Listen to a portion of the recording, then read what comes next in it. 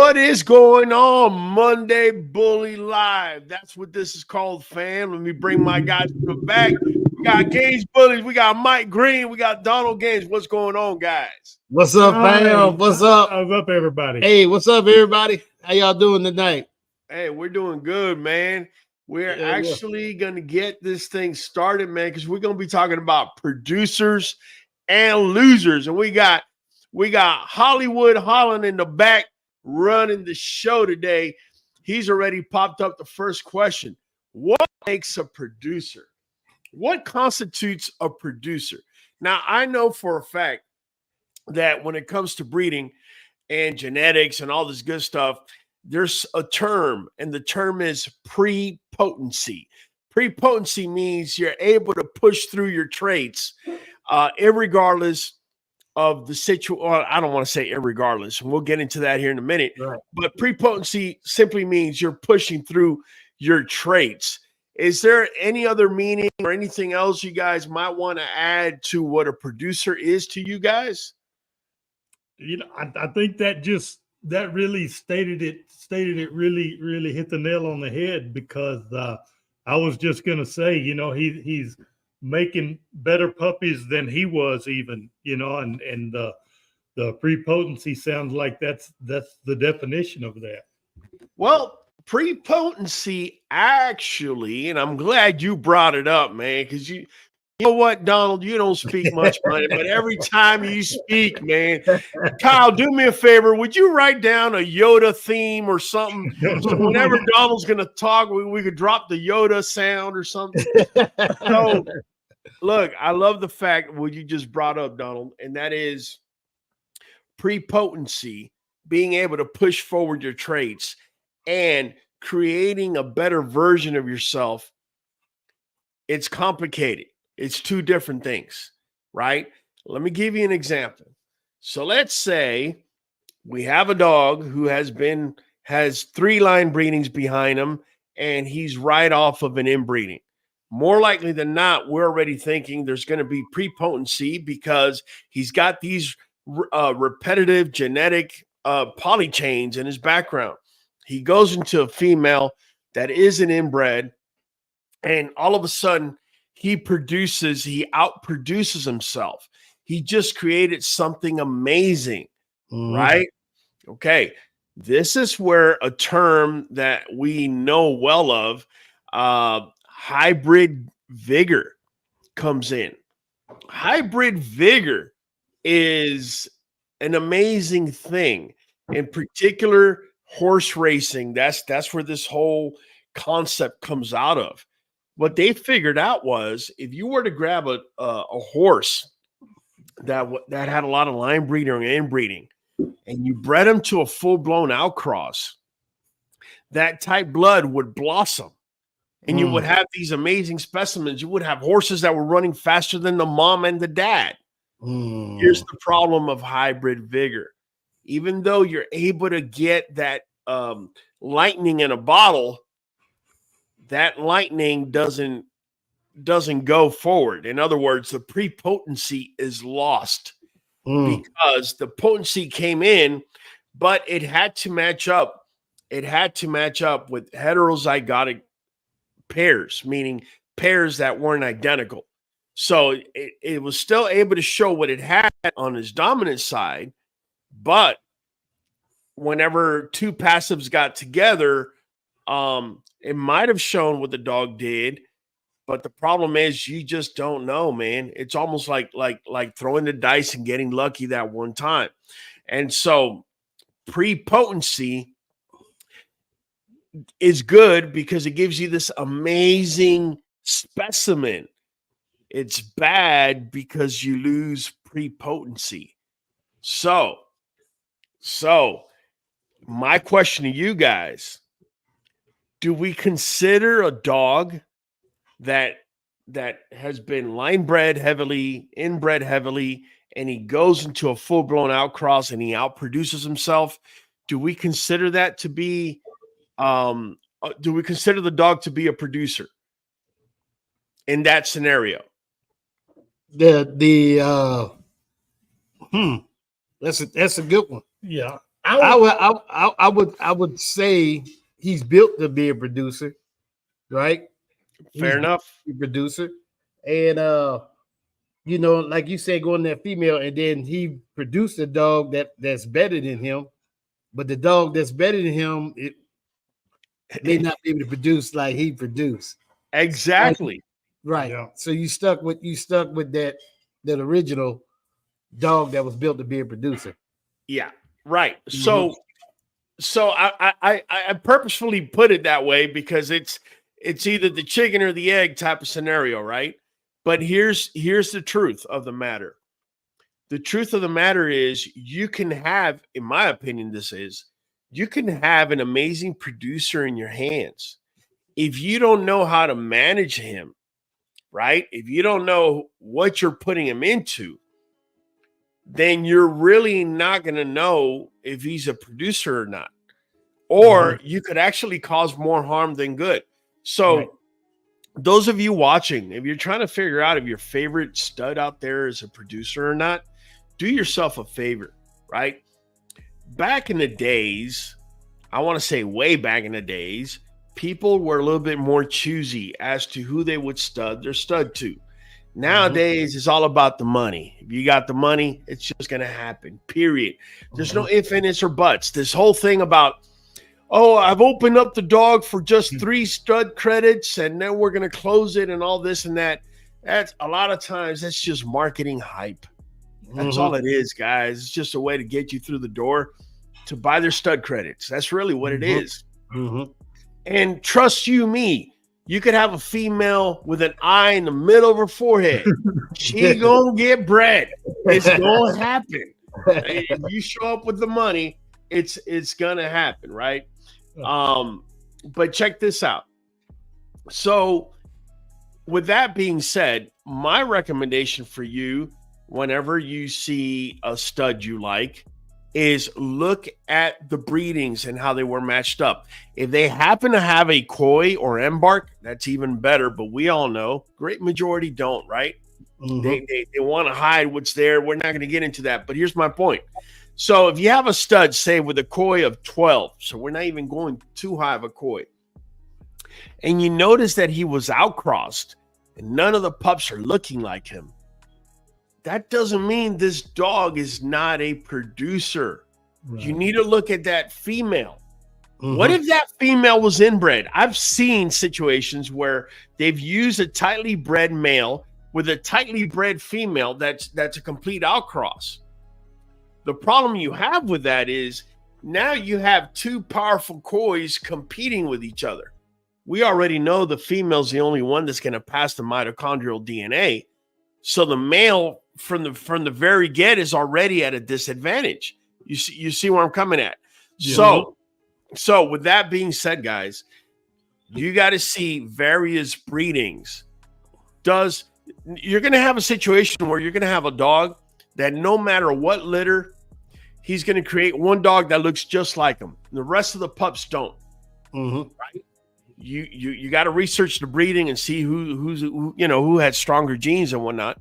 Then you have studs that no matter what, they're not going to make identical twins on themselves. But in every breeding, they're going to drop 3 or 4 dogs that are going to look similar to themselves. Which of the two do you guys constitute more of being a producer? That one dog that will clone itself in every litter he drops, just one dog that looks identical to him? Or would you say a dog that drops 3 or 4 dogs that look very similar to him in every litter, but not necessarily a clone? Which of the two do you consider to be more of a producer? The several with a likeness of the stud, not the one identical. Right. I think consistency of the litter would more constitute a producer. You said it, sir, earlier. You won't know he's a producer until them dogs are at least a year old anyway. But they it take productions on the ground, right? I'm looking at, what value did he add, in that breeding? What value was added? You know what I mean? Good point. and you have different dogs for different reasons. For instance, Bass was created for us, right? We created Bass. You came down on the visit, we interviewed with you, and we were trying to create a study. We created Bass for us. We got Bass and Thor out of that litter. You know, both are grand champions. But we allowed people to use Bass. We allowed people to use them, but we didn't like let everybody use them. You know what I mean? So we put out so many credits. If we say we have 2 credits left, that's all we got. Yeah, he's our dog. You know what I mean? And but what we've done to see what he do with different bloods, like bloods we want to bring into the program, you know, we've done pupbacks and just see how he was able to produce with that certain type blood. And it varies. We bred Thor to 2 littermate sisters and got consistent pups across, but they were a little different. They were a little variant. You know what I mean? But sure. Yeah. But that's Bass and Thor right there. Grand champion Bass, grand champion Thor up front, Bass in the back. And that was them at 8 weeks old. Very similar. They look very similar, man. Yeah, they look almost spitting images of each other, man, just about. Yeah, I think we kept them until like 10 or 12 weeks. Yeah, trying to decide who we wanted to keep. They brought different things to the table. Thor more compact, a little bit more bone, a little bit more girth. Bass is clean as a whistle. Adam Fields wants to know how tall Bass Reeves is at the Withers. He's 18 inches. 18 inches. Good. Solid standard. So let me ask you this, right?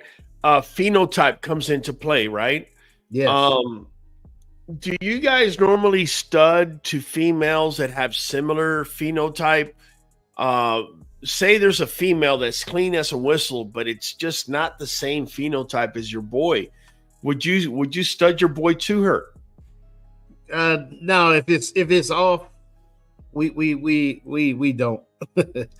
Well, it's a good point. Off, flawed, like very flawed. Yeah, like if it's off, like we won't. We believe in consistency. So, like I said, Bass was bred for us. Normally, when we breed a female, we try to, we want good productions out there. You know, exactly to see if he a producer or not. Can he consistently pass on certain traits? All right. You know what I mean? All right. So here, wait. Here's where I'm gonna push you back, though. I'm gonna give you a little pushback. Go ahead. Let me step like this now. So I gotta go for that male to be a producer, right? We look at the mother, and if the mother was able to grab her father's traits and pass them traits, I love it, to the son. All right. So that happened with Bass. So we know our dogs, and we know what we can get out. We know we get out of Betty, and we know what we can get out of Bass, bred to certain type dogs. Well, you took the words right out of my mouth, because my question to you was, I was going to back you up, is, what constitutes who you're going to use as a producer? Now, here's the second part to that question I want you to answer. And that is, since you're going to start studying them out and you're going to start seeing what's going on, what constitutes to you? What tells you, hey, you know what? He's producing. We have a producer in our hands. What are you looking for? I'm looking that he's able to pass them traits on different type females. Is he able to shine through that female? Now, like say a female got stiff stifles, I say he the cleanup dog. Say she got stiff stifles and that whole litter come out with good turn. You know what I mean? I think he done his job. You know what I mean? If that litter came out with high rear or short or don't have the shoulder angulization in front, and they come out with that, with those things, then I say he done his job. Yeah. You know what I mean? Would you say, I've sat here in the past and I've spoken about the true probabilities going into a breeding, at least how I perceive them, right? And I've always said, and I use the number 10 because it's the easiest number to use in this example, and that is, in a 10 pup litter, you're going to have 2 puppies that are going to be exceptional, going to be show quality, might have one little minor fault, if that. if you get 3 of those in a 10 pup litter, you can consider yourself lucky. Don't even spend money on the lottery because you've used up all your luck on the litter. Then you're going to have, say, I want to say 6 or 7 pups that have some good things, and then have that one thing that just, oh man, this boy, he's got an excellent front, excellent top line, but he's cowhawked in the back. Or, you know, he's got everything going on in the rear, but when you look at his front, it's just, he doesn't have enough chest. He's got, you know, chapel shoulders. It's just not a good scenario. So then you always have that, well, not always, but you'll have that one pup that is just a disaster. It's that one pup that just, you know, just when he rolled the dice, he wasn't lucky. Sometimes could even be 2. If your male goes into a breeding and he gives you these numbers I'm just talking about, he gave you 2 pups that are just banging show quality pups. He's giving you 6, 7 pups that are middle of the pack breed quality. They got some good traits, but then they got some traits that are not so good. And then you have that one pup that is just, man, you're just shaking your head. Would you consider your boy to have done his job? Would you say those numbers are good? Would you consider your dog to be a producer at that point? I'm saying if you're performing at 75%. Now you got to think too. Like first of all, you have to know what you're creating, right? So Bass is a show dog to me, right? He's not gonna give you that massive girth and all of that. You know what I mean? He's not an extreme dog.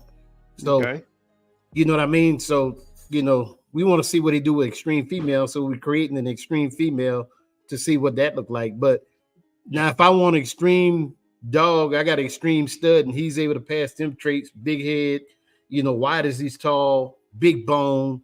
You know what I mean? You just have to know what that stud is. Just because, say, Bass would be the loser because he's not marketed for the extreme community. You know what I mean? But for the show community, he's marketed. He's symmetrical. He's symmetrical. He's a winner there. So you just, as an individual owner that does the breeding, because we have took people that you talk about the phenotypes not matching, and I say, hey, this dog right here will probably fit you better to get you a consistent litter. You know, this dog I seen produce, your female matches that, and we pass them on, like, you know.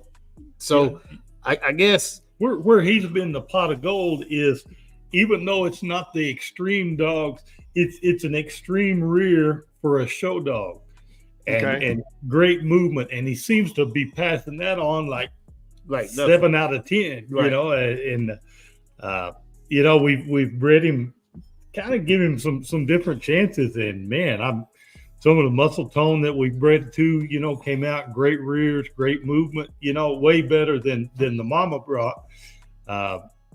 Great head shape. I mean, I think he's doing great. He did add size though. If he did add a little size, so he's not gonna be extreme, but he did, because he got good bone and good. You seen a picture of him? Yeah. No, I've seen him. You've seen him in person. Oh yeah. I can vouch for that. Yeah, it's some blood too that you got to wait till they're 2 years old before they're passing judgment. They're gonna be, right? You know, because you do it early, man. You pull the plug, man. Yeah. So how many breedings? Infamous is asking, how many breedings do you do to know you have a producer? So you bred Bass Reeves the first time, he blew it out the water. Do you declare to the world you have a producer in your hand? Or how many more times does he have to go before you say? I think we would probably show those puppies and not hide anything, and we'd let the consumer decide if we had a producer or not. Right. Because everybody doesn't have the same likes as what they want. You know. Mm-hmm. I would say at least 3 breedings to compare the pups to each other. At least 3. Yeah. Before you go out. Go out and you know, to promote a stud. Well, I say we're losers. We talk about winners and losers, right? And you talk about producers and losers. So and losers, yes. Yeah. So Bass and Thor and Tugboat, you know, you talk about champions and grand champions, ABKC, and we hadn't promoted them to be winners. We promoted them for our yard. You know what I mean? So what they're producing so far, we enjoyed it. The people that use them love the pups. It up their yard. You know what I mean? And we get that feedback from whoever uses our dogs. We get the feedback from them. So I sent some puppies. So you give an example of some puppies that they are producing. Yeah. Right here. Okay, that's a bass female right there. And that look like a Bad Betty, just a bigger Bad Betty. You know what I mean? Look at that back leg, dude. Hold on, go back, man. That looks like a damn full-grown turkey leg, man. The skin is so tight. That's a 1-year-old female, and beautiful female. You had to see her in person, but she's yoked up and still got a little size to her. You know what I mean? Who do you have over here? That's Bass Reeves' son, Brett the Muscle Tone. I think he's only 5 months in that picture. Yeah, he's no more than 7 or so. Yeah, no more than 7 months, 5 to 7 months in that picture. Right. Wow. And big dog, man. Oh yeah, because he got a cropped ear. He's probably 8 months old. Hold on a second, Kyle. You know, from aside from being a big dog, and don't get me wrong, I don't want to take that away from him. But look at the head. Look at the similarity in the head. The face is what I'm trying to say. Yes. 5 months. He looks just like his daddy in the face, man. The head. Right. I mean, that's what you want to see. Then let's take a look at the chest area. Just the bone, chest, and symmetry within it. Very similar. Good chest drop. Bass got good chest drop. I would dare to say this boy, if you're telling me he's 5 months, he's potentiating a larger chest spread than his dad. Yes. Which means he probably would have outproduced himself. Right. Very nice. Let's see over here. Who do you got over here? So that's a 1-year-old. That's Bass's oldest son right there. That's Bass right there. It's stacked with his son. Yeah, and that's a lot bigger dog. His son is age for age. For age, yeah. He's bigger than Bass. But in all fairness, his son's head here. I don't know how old his son's head is, but it seems wider. Yep. Is it me or are you seeing what I'm talking about? No, it is. Yeah, it is. Yeah. It is. It's wider across the top. He got more skull across the top. His skull, yeah, but you know, Bass is better cheeks probably at that age. At that age, yeah. Yes, but as far as the skull goes, that's nice. 1-year-old. Yeah, he might have been 11 months or something like that, maybe 1 year old. So now this is your boy Tugboat. Yes. And I'm very interested in this because obviously I have Tugboat kids over here. Mm-hmm.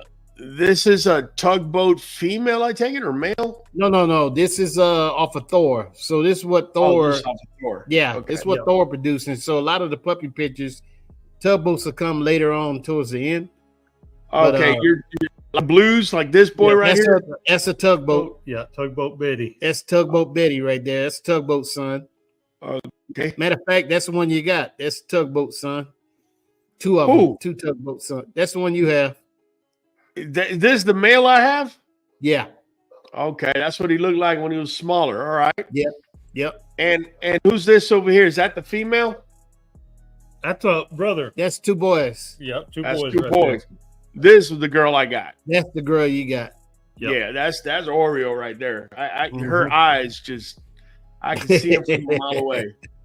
Yeah. Good stuff. This is another Tugboat daughter, correct? Son. Yeah, son. That's the boy in the picture.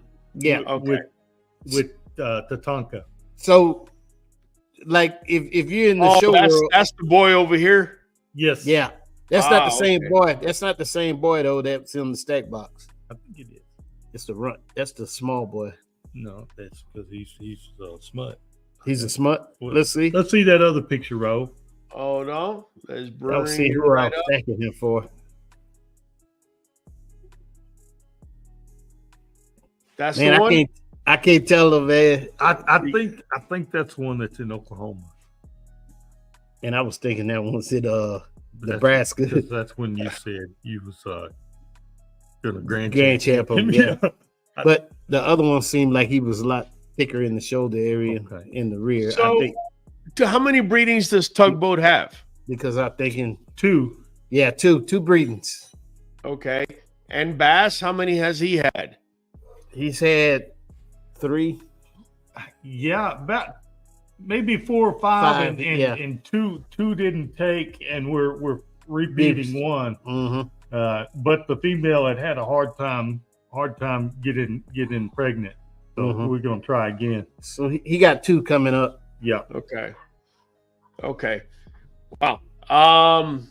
Adam Fields is asking, do you, by any chance, have you embarked Bass? No. We started embarking from Tugboat. Yeah.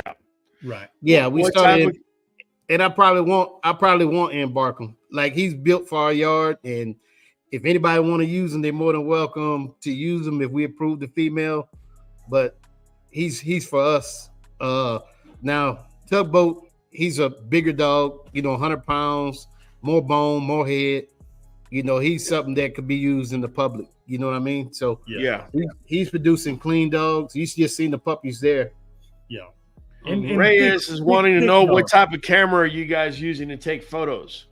I can't. Reyes is asking the right questions. Hey, my iPhone. No, man. I'm using I use all cameras. So we got Sonys, we got Canons, we got Nikons. Just kind of playing with they're all mirrorless. Every one of the cameras that we use. Really, if you invest in anything, invest in glass. Don't camera body chase. Just buy you some good glass, man. You can take good pictures. Can a grand champion not be a good producer? Oh yeah, you got plenty of them. Sure. Yeah. The fact of the matter is, I think any dog could be a bad producer as well as a good producer, because it can be exactly what you said, that you had a producer that bred to a nice female that created this incredible dog, but then they can't recreate themselves. That's create the hybrid vigor we spoke about. Right. So they create equal or less dogs, but not better than what they are. I just say it like that. Correct. And this is where people gotta, if you really pay attention to what we just said, when you're about to buy a pup, I think we've spoken about doing your homework before getting a pup, right? Yes. You need to understand hybrid vigor, which we just spoke about, right? You outcross the flower blossomed. You got these amazing pups that cannot reproduce themselves. This is where breeder knowledge comes in. Just because you have a dog that has hybrid vigor does not mean you cannot reproduce him. What it means is you need to know the steps it takes for you to be able to reproduce it. Right. Yeah. So, for example, what's that? What would you do? What would you do if you had a dog that's just amazing, came off of hybrid vigor, and looks more like the mom's side of the family? What would you do in that scenario? I would, if I don't have already that female in the yard, I would look for a female with a high COI, right? With a high COI? Yeah, higher COI, because. But from that line or from another line? No, another. It'll be from that line. Okay. It'll be from that line that been line bred and outcrossed. Well, I just say that's been line bred, and then I'll take that male, that beautiful, fantastic male, and breed it. So my female my female gonna shine through with the same phenotype as what that male have. You know what I mean? So exactly. Now I'm go ahead and taking the steps to recreate my next hyper vigor dog. Exactly. So let's break it down in simpler terms, right? So you got yourself a pup, right? Say I got myself a pup from Tugboat, right? From American Bully. And Tugboat my male Tatanka looks very similar to his dad. Very similar to his dad, right? What I would do, right, if my boy had hybrid vigor and he's not able to push forward as hard, what I would do is I would look for another breeding that Tugboat has had, and I could either do a half brother, half sister breeding, looking for a sister that has very similar traits to her dad. Phenotypically looks a lot like her dad. Or if I'm allowed to, I would use Tugboat on another female in my yard, and then bring Tatanka into that. So my whole point is, you're going to start.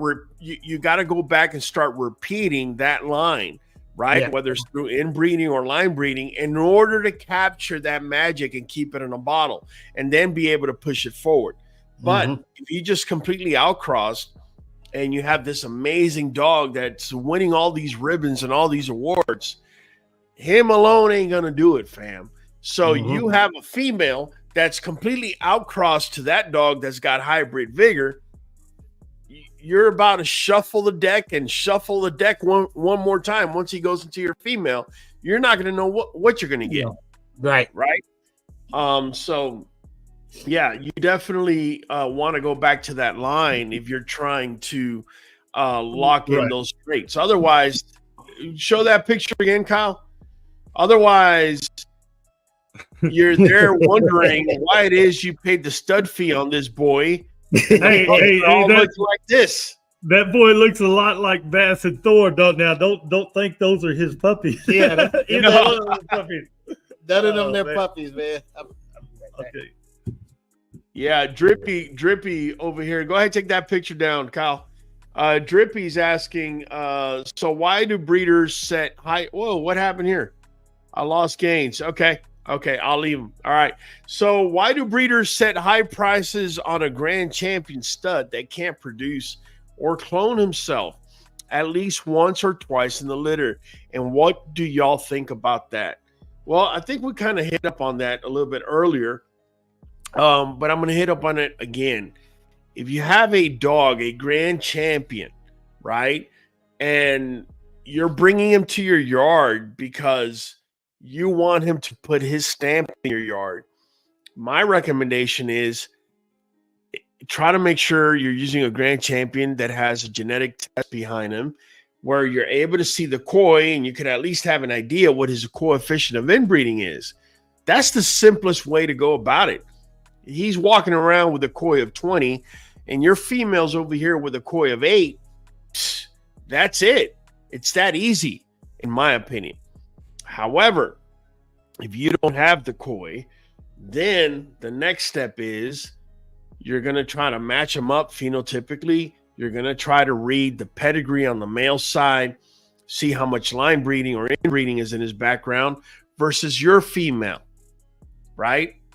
And if you notice he was line bred, inbred, and then he was outcrossed, or better yet, say his dad was inbred and then outcrossed, and that's where he came out of, then my suggestion to you is if you want to bring that line into your blood, don't just breed to him. Have in mind that you're either going to have a half sister, a cousin, an aunt. If you could get your hands on any of that where you could breed it back to, then that's where you're going to get what you want. But to just breed a complete outcross to a dog that has hybrid vigor, you're going to pretty much shuffle the deck. That's where you got the hybrid vigor, and then you're going to shuffle the deck again. What are the odds that everything is going to fall exactly where that dog is at? It becomes terribly difficult. And that's the reason why you need to go back. Real quick, man. Let me say what's up. Salim Wellington just became a member. Appreciate you, fam. We're going to answer all your questions here on Mondays. Pues claro que sí, cabrón. Pues claro que sí, cabrón. We do this every Monday at 8 p.m. CST. Also, we do have various levels. If you do become a mentorship level member, not only do we answer your questions here, you could text me. You could, we're going to have a one-on-one FaceTime once a month for 30 minutes where we're going to sit and pretty much shoot the shit and answer questions, answer all sorts of dog questions that you got for us within that half hour every single month. Let's see here. We got Hassan Bronson. Someone gave me a chocolate tri-merle, so I want to stud him out. Okay. Let's see. We got Ziggy Alzaves. My wife don't like the separation of my pup's eyes. He's 5 months. Would this change when his head pops? It is possible. I have seen when the head gets bigger, the set of the eyes, if there's going to be any correction, it's going to happen when that head comes in. Is it separation close or is it wide? Yeah, if you got yourself a sea bass, you're gonna have issues, man. You got one eye on one side, and the other. Hey, did you answer the question about the stud, grand champion stud? Somebody asked. Yeah, somebody asked, can a grand champion not be a producer? They were asking why was breeders charging so high for a grand champion? Yes, somebody was asking. Let me go back. They were asking why was it that prices are set. Hold on. There you go. Drippy smooth. There you go. Thank you, Kyle. So why do breeders set high prices on a grand champion stud that can't produce or clone himself at least once or twice in a litter? And what do y'all think about that? So I think one, that grand champion title is hard to obtain, and it costs money on that to obtain that title. That don't mean because they're a grand champion that they producing stud, but they're charging for the work that they put in. You know, all the training and the road travel, the hotel stay, the fees that get in there. What you gonna get with a grand champion stud?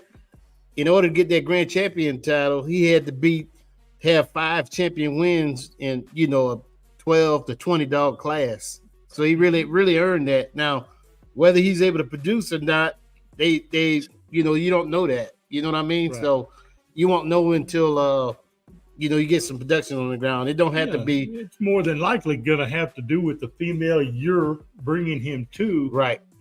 As to whether he's a producer for your litter. Right, for your litter.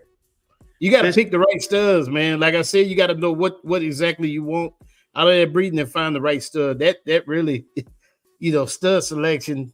Well, we really spent a lot of time on that. Yeah, but I mean, when we got Tugboat, we did not plan on. We were going to keep the best female that came, kind of the same thing we'd been doing. Yep. And then he came out, and he was just so unbelievable compared to any pups that we had produced so far. But it wasn't just him. It was maybe like 5-6 other males in the litter were exceptional.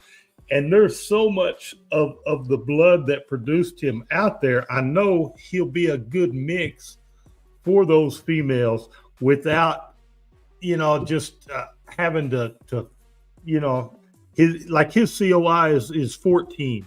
Mm-hmm. And we were looking to get a stud that was more like in the 20 to 25 range. Yeah. But there's so many females out there that go really good with him that'll produce these healthy dogs, and the recessives aren't starting to match up, and we're not worried about health issues. So it's kind of the middle of the road. I think he's going to produce good, and he has so far, but he's going to be a good matchup for a lot of females. Real quick, let me add to that. Celine Wellington is asking, thank you. When is the next time that boy Tugboat is going to be used? When is his next breeding? It's in Michigan, right? I think we're just kind of waiting for the female to go into heat. Mm-hmm.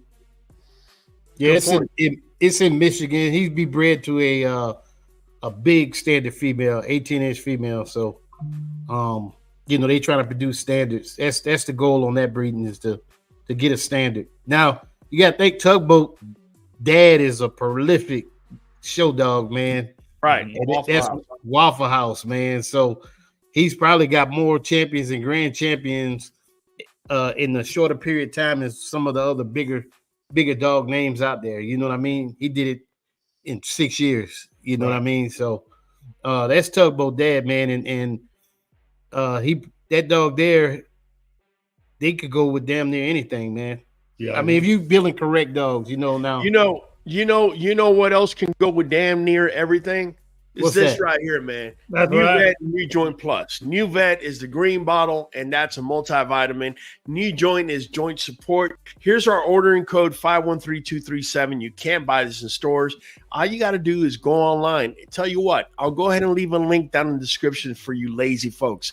Either way, if you're not giving your dog a supplement where multivitamins are included and you're having allergy issues, your dog's limping after it exercises, or you have any of this craziness going on, I strongly suggest you give Nuvet and NuJoint Plus an opportunity to fix that for you. Because at least in my yard, not having it is simply not an option. Guys, let me go over here real quick because we got Jet Ski 22. We got ourselves another new member. Go ahead and hit it, Kyle. Pues claro que sí, cabrón. Kyle sleep. Kyle's a little delayed today. It's all good, man. We got him on tape delay. I'm just kidding. But listen, Jesse, number love, appreciate you joining our family. Go ahead, give us a like, give us a share, give us a comment. Be here every single Monday, 8 p.m. CST. Ask away. That's what this is all about. It's an interactive platform. These two gentlemen down here below me, don't let their nice grandfatherly figures fool you. These dudes are kicking some serious tail in the ring and outside of it.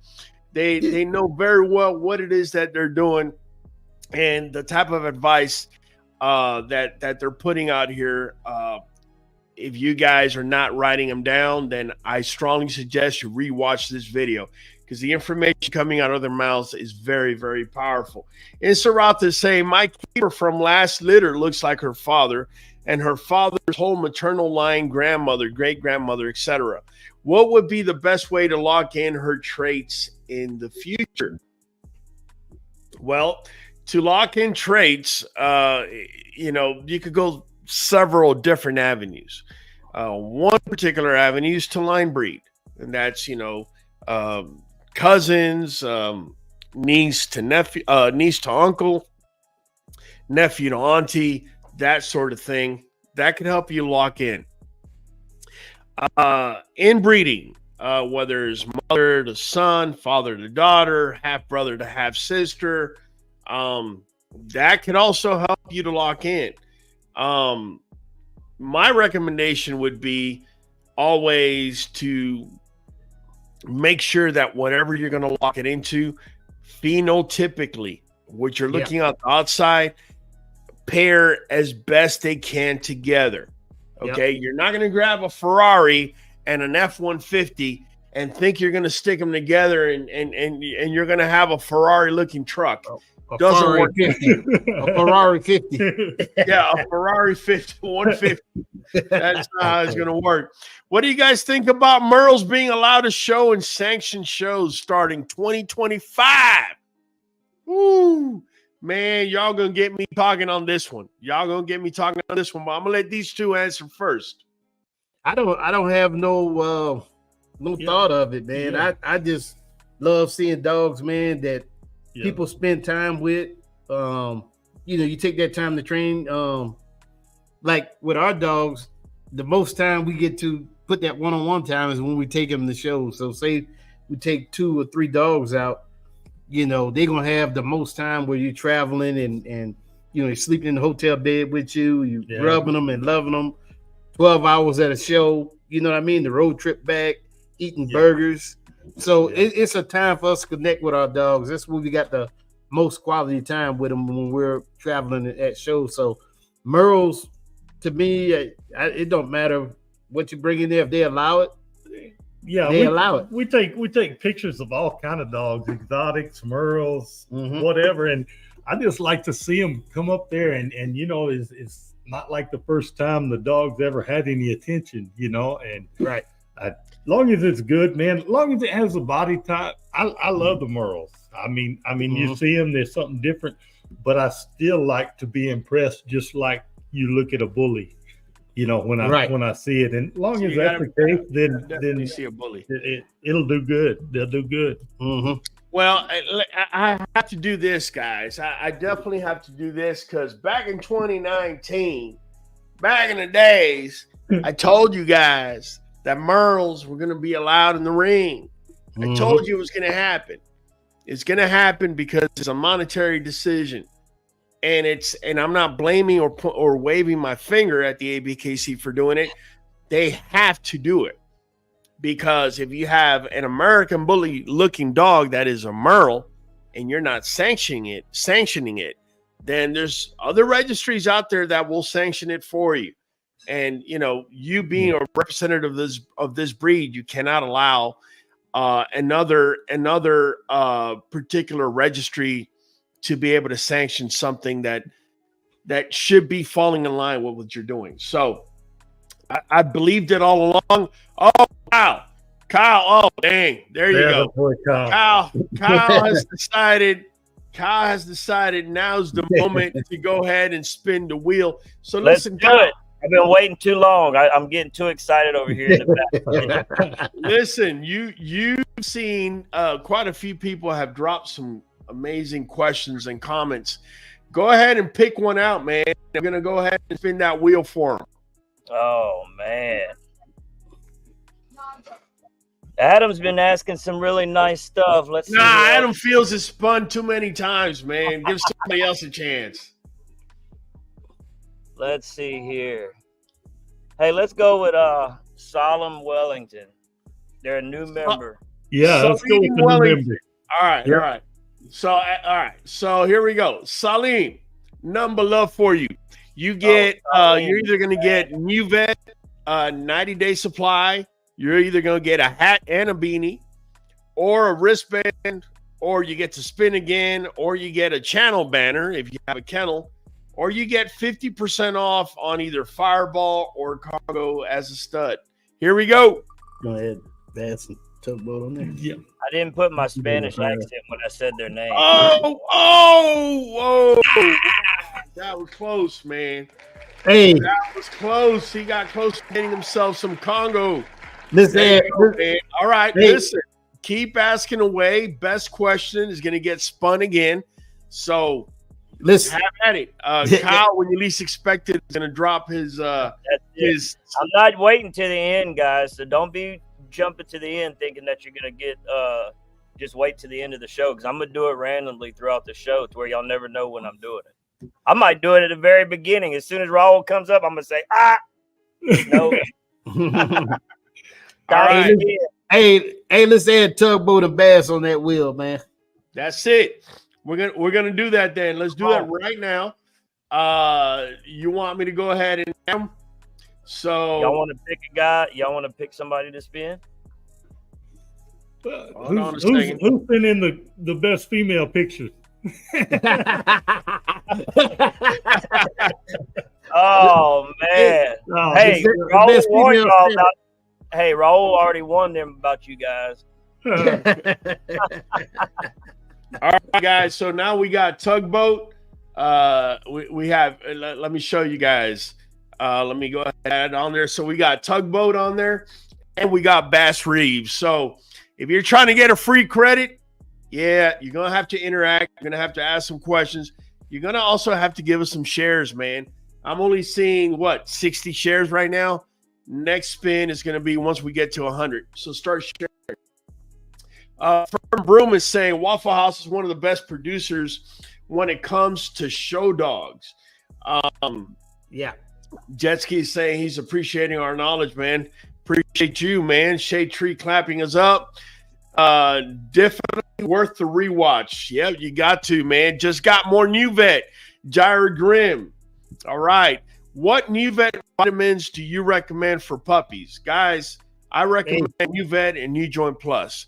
For those of you asking me, our females are on Nuvet and NuJoint at all times. So when they get pregnant, they're on Nuvet NuJoint. Those puppies in the oven, they're getting Nuvet NuJoint through mom. When they come off of mom on day 24 and they're eating mush for the first time, guess what they're on? Nuvet NuJoint Plus. Yeah. We're keeping it weight live. We're based. keeping it easy for you. Kyle, I'm going to move you on back. Do me a favor. Go ahead and drop that Nuvet. Hold on a second. What was that? I was just saying, there's another question up there when y'all ready. Okay, we'll do. Do me a favor. Drop the Nuvet bottle with the ordering code so they're able to see it. And that's it right there. There's our ordering code 513237. You can buy it in stores. Go to Nuvet. There you go. If you order it, regular price $55.50 with auto ship, it's $47.15. You can't beat it, guys. It's 90-day supply. All right, 90-day supply of a particular vitamin that is not cooked, it's compressed, and it's at human grade level. In fact, Hollywood has been taking it, and he had a lot of gray hairs. What happened to all your gray hairs, Kyle? Hey, they're starting to go away finally. And my legs, and I got other issues that have been completely solved, but we're not going to talk about that because this is a family-friendly show. Hey, this bottle's Yeah, man. Kyle might be a producer. Yeah, he might be a producer. Kyle is definitely a producer, man. We got Ziggy Azevedo saying, I got the green light from my wife to keep my QBN subscription. I want to thank my wife, Perla Azevedo, for always having my back. Miss Perla, none but love. We appreciate you as well, Miss Perla.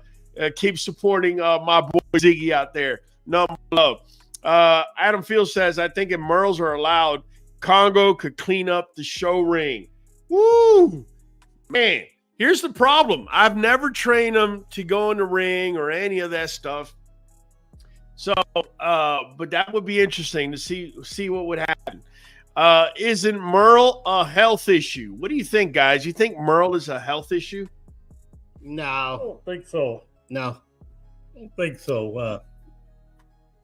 I think merle is a mutated gene, and like any other dominant mutated gene, if you know how to manage it, you're going to be fine. If you're an idiot and you're just out here looking for money and you're willing to breed it to every and anything, then you're going to run into some issues. Is that simple? Let's see, man. When we doing the armband raffle, guys, we're doing that. We do the raffles at the very end of the year. So if you buy Nuvet, automatically your name gets added to the raffle. And at the end of the year, we're going to spin it. And I'm going to pick somebody out. And I'm going to give you Nuvet like I did last year for the whole year for a lucky winner. And the same goes with the armband raffle. It's going to be all the way till the end of the year. Let's see.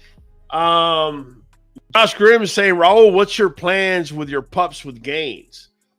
Well, first we're going to let them grow up, right?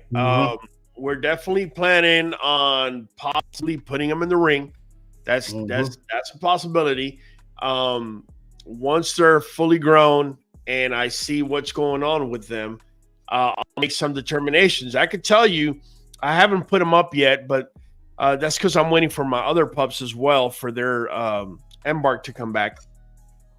But I can tell you, our boy Tonka, he's walking around with a koi of 20, which is pretty freaking good. And my girl Oreo's got a koi of 14, so I'm very excited about that. But right now, it's too premature for me to even tell you exactly what we're gonna do. I can tell you this. I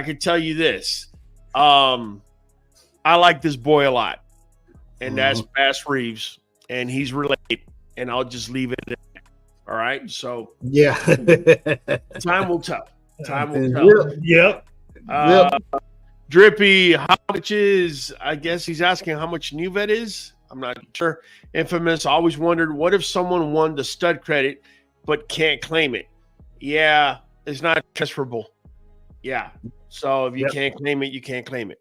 Hold on a second. We got Kyle waving me down. What you got, Kyle? I just wanted everybody to know I got people that are saying they can't find y'all on Facebook and they were really interested in stuff. But if you look around the whole screen, you can see Mike Green, Donald Gaines. You could also see Gaines Bullies. QBN, all the stuff is on here, guys. If you need to find them on whatever social media. Yeah. So Facebook, Mike Green, that's it.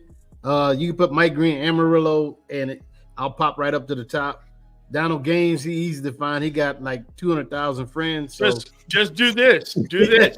Down below you, it says Mike Green. Right there. Mike Green. Right above is your Instagram and your YouTube. There you go. Yeah, that easy, guys. Yeah, let's see, man. Adam says he's got some updated pics on Autumn Nicole. All right, there you go. Let's see. Man, let me get TB Credit Brothers. Okay. Oh, Tugboat. Yeah. Tugboat. Girl Dad Fishing. Let me spin. Listen, all you got to do is ask questions, share the content, interact, and we're going to start picking you. It's that simple. Quentin Campbell says, I need that Tugboat credit. Well, did you share us? Furman says, do you believe there are great producers that are just not promoted properly or in the wrong hands will ruin a good producing stud? Absolutely. Yes. Yes. Get back to that question that's on the board right there. Can a no-name dog be a good producer? Yep. Absolutely. I've seen it. You just answer that. It just depends on what hands it's in, how much knowledge that the owner have of the breed. You know what I mean? To make him a producer, to find out whether you're a producer or not. You know what I mean? Because sometimes, you know, they may not be, but it might be a great family pet. You know what I mean? So. Exactly. Again, guys, you have to understand, man, a grand champion, he gets his title based on his performance in the ring, not what he produces outside of the ring. And even though, you know, Mike was saying earlier, you know, it takes a lot of money and a lot of time, and a lot of dedication to put that dog in a position to win a grand champion. And that's what translates into the price of the pups or the studding. With that being said, what we're trying to come across to you is teach you how to pretty much see through the BS. Like, straight up, man, see through the marketing. Like, okay, he's a grand champion, great, but he was made on an outcross. So if I want to lock in what I'm seeing, you know, I'm either going to have to lock in on what, you know, whichever side he took more after, mom or dad. Bottom line. Because otherwise what you're going to be seeing is what we spoke about before, which is hybrid vigor, which is an amazing dog that can't produce himself. Oh my God. And let me tell you, there's some dogs out there that have big names that I have never seen a son or daughter that looks anything like them. Now, am I going to sit here and destroy that person's program? Absolutely not. But I have the smarts to be able to see it and be like, oh, okay, I know exactly what's going on there. I'll stay away. I'll pass. Let's see. Some people studying at 12 weeks old, or even younger. Well, selling stud credits. Selling stud credits. That's So you got to look too at the program, like who's able to sell a stud credit at 12 weeks. Do they got the track record of producing great studs, or you know what I mean? That do they have the track record of producing the type of dogs? Most dogs are gonna sell credits like that, or extreme dogs. You have to wait on that show dog a little longer. I have something to say about that, and this is what I'm gonna say. I have used dogs in my yard in the past at roughly 12, 13, 14 months. Here's the difference. That was a line bred dog. I already know what blood is because it's my blood. Right. And I'm using a 13-month-old, 14-month-old because I made him. I created him exactly for the breedings I got set up. Right. The people that are now knocking on the door wanting to use them may not get the same results I'm getting, guys. Right. Right. And that's just, you know, you still got to wait to see the dog's a producer. If outside of my line, he produces look, you're not going to know that. Right. Mm-hmm. So when you see a breeder that say there's a stud, a well-known stud that's got a high koi. Let's talk about Waffle House for a second. Just Right. Waffle House, very well-known dog, very established. He's produced his ass off. And now he's got a dog in, say, Tugboat, for example, that is a Waffle House son. And he now has, say, 3, 4, 5 breedings under his belt. You know, what's there to look at? The dude is a producer. But what if Mike and Donald used him right when he was at 13 months old? Mm-hmm. You may be thinking, well, you know, these people are being preemptive. No, they may just know exactly what it is that they're doing. It's really that simple. We took Tugboat at 11 months. Yeah, 11, 12 months. 12 months and bred him to the best dog we got, at Bad Betty, national winning. You know what I mean? So his first breeding, that's the thing about somebody having a stud. You want them first few breedings to be to top-notch females, man, that match up. So if you go back and look at video, you see Tug and her running around, and you're going to see so much similarities in them.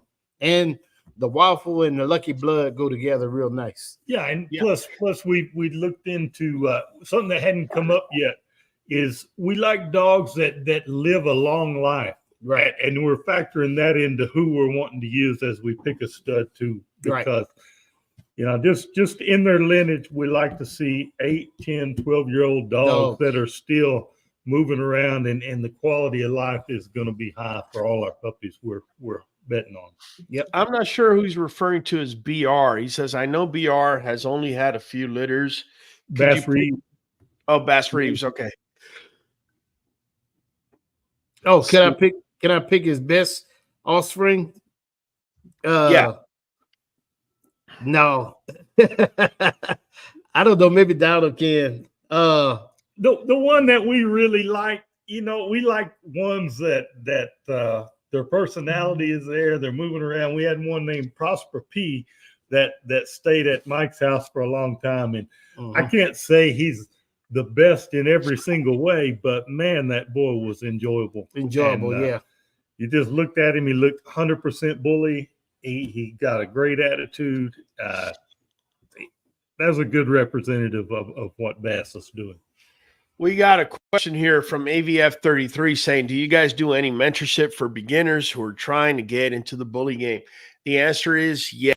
Right here on this channel, if you go down below in this video in descriptions, you're going to see that there's a membership link.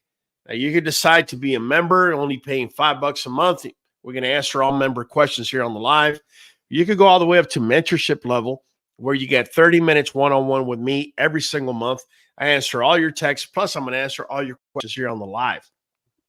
And not just me. You got these gentlemen next to me answering the questions as well. So, yes, definitely. One other point I wanted to make, because up to now, we've been talking males. Being a producer doesn't necessarily mean you have to be a male. I can tell you, I got a producer in my neck of the woods. Her name is Aruba. And this girl, Aruba, with a koi of 18, that is, she made some pretty good dogs, man. She made this girl Cadabra. She made this other girl over here, Chanel.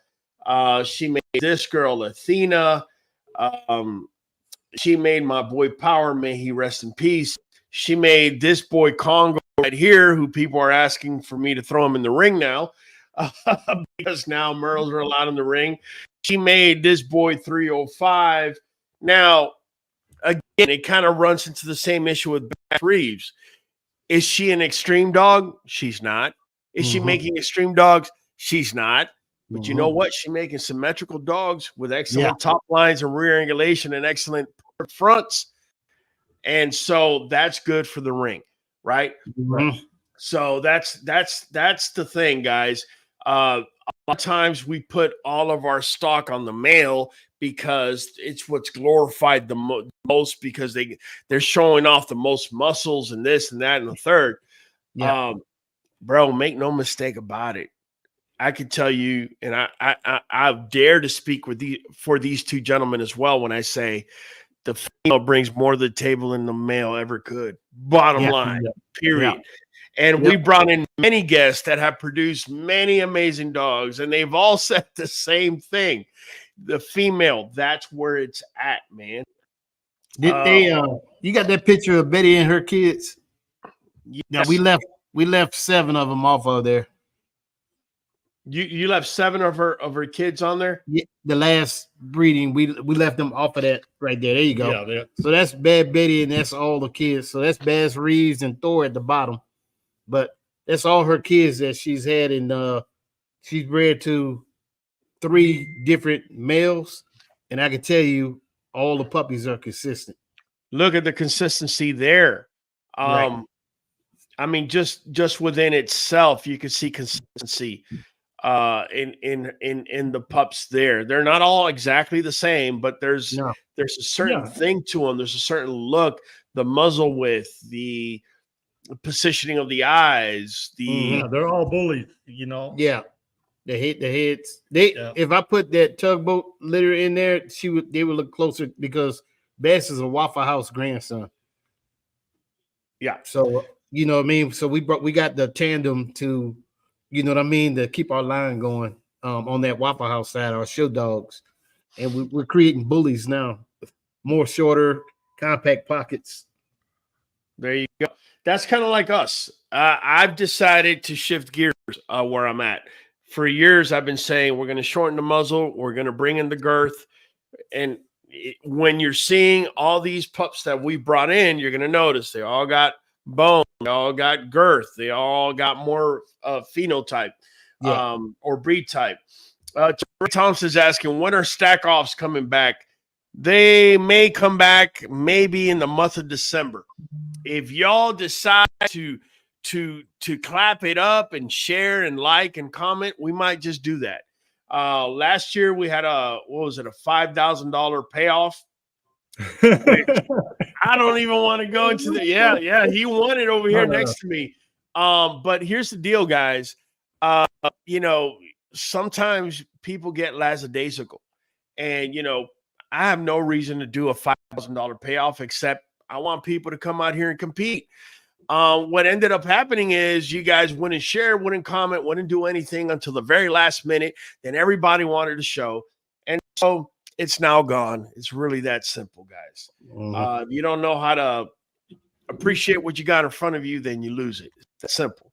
Chew20 says, Jared Grimm. We got saludos setters from What It Do with Big Lou at Fields. Firm, you know, Raul gave us a year supply. Nuvet had the fishing trip. You know, that's right. You got your Nuvet, right, Mike Green? Because I sent it with Donald. What Nuvet? Oh, Donald didn't get. Oh man. You know, I wouldn't hold back from homing for nothing, man. Hey, Drippy Smooth wants to know how much the wheel is. So tell you what, since we got 4 studs on the wheel, I'm gonna make the wheel $100 spin. But if you're asking the right questions, we're gonna give you a free spin. Like, for example,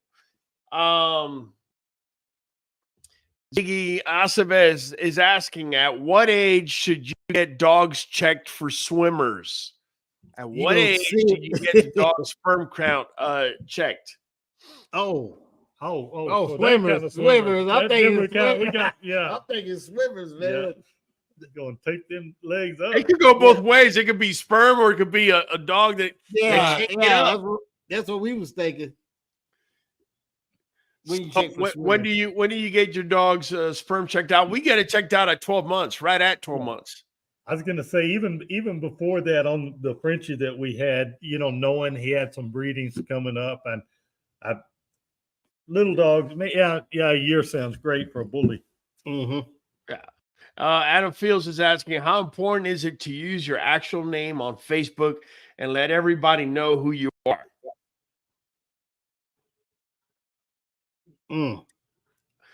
I think if you're out here selling dogs, if you don't have a picture on your profile or you got a weird, funky name, there's no way in hell I would buy anything off of you. I'm thinking you're a scam. So, so you better have your name out there is what I would think, man. Let's see. He's saying, how do I get one of those Gaines bullies? I just went on Instagram and I need a boy. Woo! Look at that. Look at that, man. People all of a sudden needing. Well, tell you what, Jet Ski. Tell you what, man. We're going to go ahead and give you a free spin, bro. We're going to go ahead and do that for you. Now, I can't guarantee that you're going to win, but it's going to be your best shot. Here we go. Jet Ski. Here we go, man. Oh. Sorry, man. Sorry, Jet Ski. Hey, next time. You cannot say we didn't try to help you out, Jet Ski. Nothing but love for you, man. Nothing but love. Let's see. First saying most of your top dogs come off of subpar parents. How true is that? I don't know how true that is. No. Yeah, it depends on what top dogs are you talking about. Are you talking about you know what I mean? Like what style of dog you talking about? That way I add some reference. Pocket standards, show dogs. I can tell you in the XL world, if they're both train wrecks, I haven't seen something good come out of it. It's just not going to happen. Yeah. Girl dad says my stud has a koi of 15, but I'm afraid he won't be a producer because he's not tightly line bred. Scattered bred. Yeah, that's what it seems like. But here's the deal. Somehow she got a koi of 15, which means 15% of his genes are homozygotic or identical. Yeah. Which in turn, how do I say this? You've kind of proved wrong hybrid vigor. In your dog's case, he should be able to push forward. Now, don't go get yourself a female that's got a koi of 1 and think he's going to push forward on that. That's just way too much on the opposite side of the totem pole. But you get yourself with a female with a 6, 7, and he's walking around with a 15. He should be able to do this thing. Jerry James says, interesting. Both NW Blue and Zero were outcrosses. Interesting to see their breeding careers. This is true. Now, is there a koi for either? For either? Is there a koi out there? That's gonna answer a lot of your questions as well. Because if you have a dog that's inbred, say, and again, just hypothetical, say you got a 38 koi and he's line bred and or bred something that has something way in the background, he comes back with a female that's a 24 or a male that's a 24. They still pushing. They still pushing. It all depends who you're breeding to, guys. If you got a male that's got a koi of 24, say off of the scenario I said, and you breed him to a female that's got a koi of 3, or you're about to shuffle the deck because she is the extreme on the opposite end. If high koi is an extreme of homozygotic pairs, a very low koi is an extreme of heterozygotic pairs. That's what that means. They have Blue and Zero got a lot of pups on the ground. I know they gotta have a lot of breedings. Yeah. Okay. It'd be interesting to see. He said their breeding career. True enough. You know they've both been bred. They've been bred a lot. A lot. Yeah. And it just depends. I mean, sometimes you're breeding for the future. You know, you're picking something based on longevity, health, good bone. And you know, if you breed to the same popular stud over and over and over, you start matching recessive genes up. And then I don't know. We try to not breed always to the most number one popular stud because we want something a little more outcrossed than that, a little more vigorous of a dog that we're going to keep with us. I think that you could also scatter breed a good dog. Right. Yeah. If he's breeding a lottie-dottie everybody, then it really gets complicated. You better know, Jerry, and I know you know about genetics, Jerry, so I'm going to hit you with this. Do yourself a favor. Grab either one of those dogs or both. Find yourself females that have nothing to do with them or their lineage and their pedigree, and then find females that do, and then look at productions and compare. And if on the complete outcross they weren't able to push forward, then hybrid vigor is what you're probably going to be looking at. Pretty amazing dogs that probably outproduce mom and dad, but are not going to be able to push themselves forward. And on the line side, you're going to get a lot more consistency. That's I could say Zero got a dog out there that went goddamn won every stack off probably last year and some of this year, right? 50,000 plus. That's 7, and then Blue is a grand champion Hangman's dad. He won nationals, so you know what I mean. So, yeah. So Jerry, you're saying Waffle doesn't have necessarily a high koi. Then what I want to know is on his best productions, who did he breed to? We spoke here from the beginning. Don't look at just the male, look at the female. Right. And is he being line bred? Is he being inbred? Is it a complete outcross? Let's talk. It don't matter what he breed to. Right. He pushes his race. His score may not be high, but shit. There are so many traits, man, that must be the same throughout his line. I mean, the phenotype is just dog after dog after dog. JD Santiago, nothing but love for you, bro. In a minute, man. Nothing but love. Appreciate you. He's saying y'all got the best pockets. We got the best XLs, man. Real quick, we have appreciate you. Orderly Lima, $4.99. Appreciate you. Has anyone bullies what? Howl like a wolf. My 2-year-old and just started at night. Is that normal? Also, cracked nose.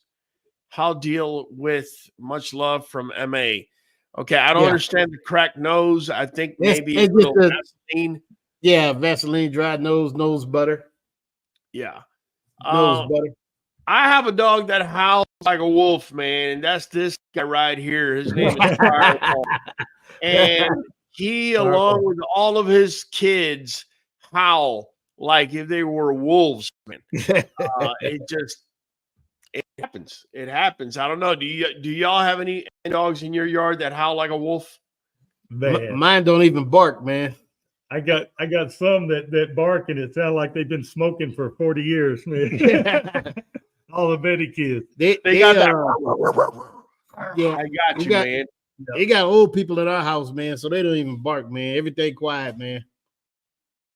That's it, bro. Listen, I'm going through questions here. We're gonna close this out, and we're gonna do one more spin. Jetski says it's all good. I appreciate the love. You got it, man. He saw that we spun and we couldn't get. Koi's 15 isn't nothing to snub your nose at. No, Koi 15 is average, but it's good. It's not a low koi. Grand Champion Samson is a great producer also. Teray says, what books would y'all suggest to new readers for research? Man, I'm going to tell you this right now, and I get this asked so many times. I've told people in the past, go to eBay and buy old books for $2. Here's the problem, bro. Genetically, things are flying. Things are flying. If you're buying a book that's 15, 20 years old, you're going to be missing out on a lot of information that, the canine genome was figured out, 6 years ago? So anything older than that, you're really going to be just spinning your wheels. I wouldn't recommend that. I would recommend finding more online books, online genetic forums, things like that. You're probably getting more information, man. Going into overtime, coconut oil for dry nose. There you go. Yep. Real quick. Yes, it's a sing-along howling. Drippy. Drippy. Yep. Tell you what, man, you've been asking some good questions. We're going to go ahead and give you a free spin, Drippy Smooth. Let's bring you up here, man. And we're going to close it out with this spin. Here we go. Oh, man. Stop. Oh, Drippy. Oh, Drippy. We have a winner. Oh, Drippy, man. No, he lost. No way. I thought he won as well, man. He lost. That was really Damn. close, man. Really close. Damn. Let me bring my dude in the back.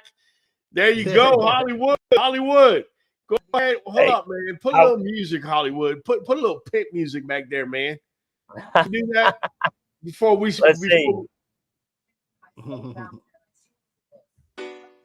Go ahead. There you go. I can't. There you go. Give me a little dance. Give me a little dance. There you go. Oh, there you go. Close it out, bro. I can't even hear it. Hey, I was gonna say, if you want a college degree in this, all you got to do is start at the beginning. There's 500 free videos that you can start at the beginning and watch all year long. And I'm telling you, you'll not have any questions. Your boy Hollywood Holland, your boy in the back of the queue, catching you on the deck. Mike G. Donald G. We'll see y'all next time. Hey, you already know it's Raul from the queue. Hold up a second, man. I wasn't prepared, man. Y'all did it too fast. Y'all already know, man. It's Raul from the queue catching you on the next one.